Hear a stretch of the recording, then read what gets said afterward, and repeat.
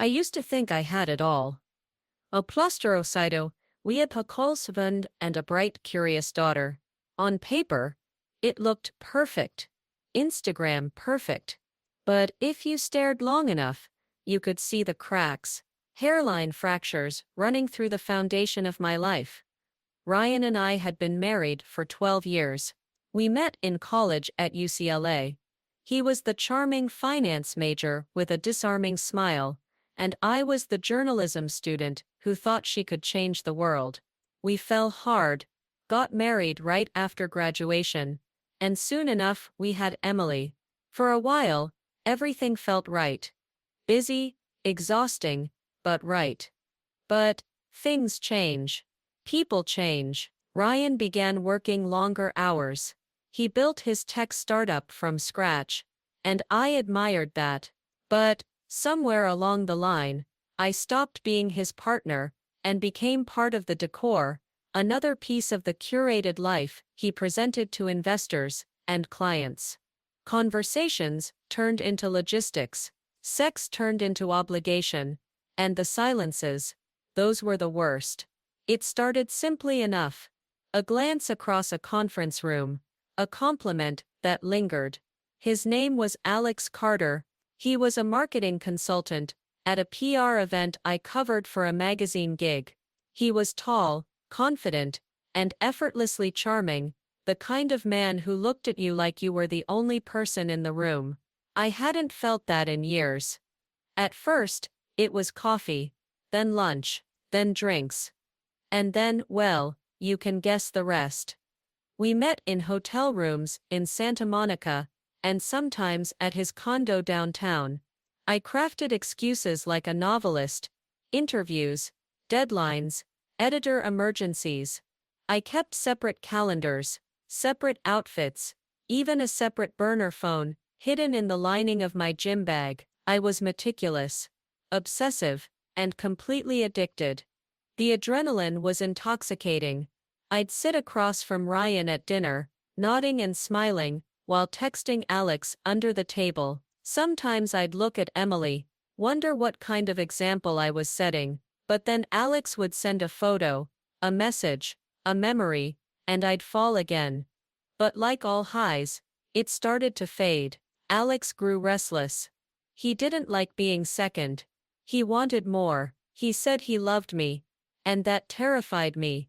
I pulled back, started ghosting him, and threw myself into being wife of the year. Then came Ethan. Ethan Hayes was different. He was a colleague of Ryan's, widowed, soft-spoken, and kind in a way that made your heart ache. We ran into each other at a corporate retreat in Palm Springs.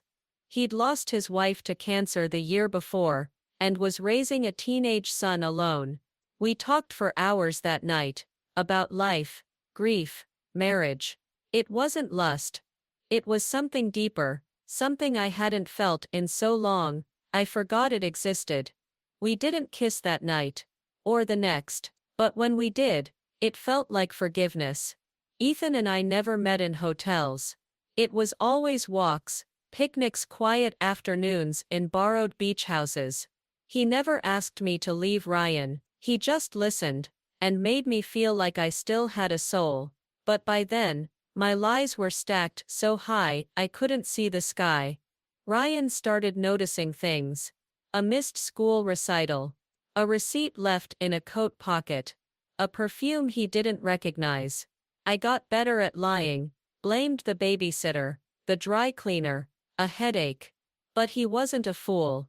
He started asking questions. One night, I woke up and found him sitting in the living room. It was 2 a.m., he was staring at his laptop. "What are you doing?" I asked, keeping my voice neutral. "Just work," he said too quickly.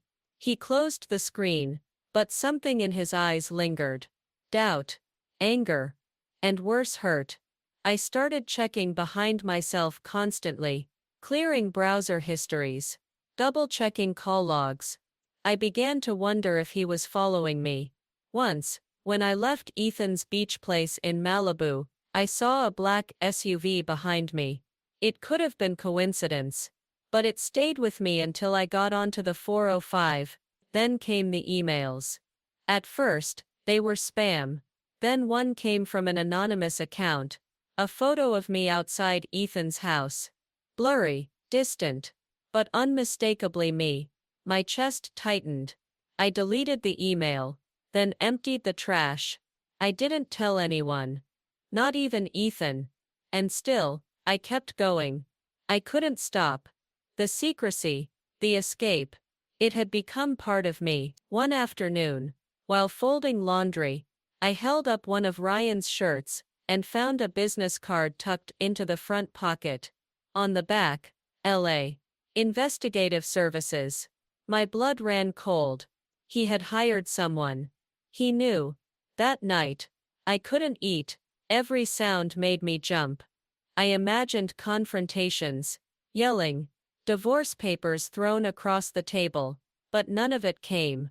Ryan was quiet, almost too quiet. I began second-guessing every move. Was he setting a trap? Waiting for me to confess? Was he documenting everything? For custody, I started writing long entries in a journal I kept locked in a safe, pouring out my fear, my guilt, my confusion. I wrote letters to Emily that I never planned to give her, trying to explain myself, trying to rewrite the story before it ended. The guilt was eating me alive, but not enough to stop. Not yet. Emily started asking strange questions. Why is Daddy sad? Why do you wear makeup just to go to the store? Children always know. Then came the letter. I found it in my nightstand. Folded. No envelope. Just Ryan's handwriting. Claire. I know. Not everything. But enough.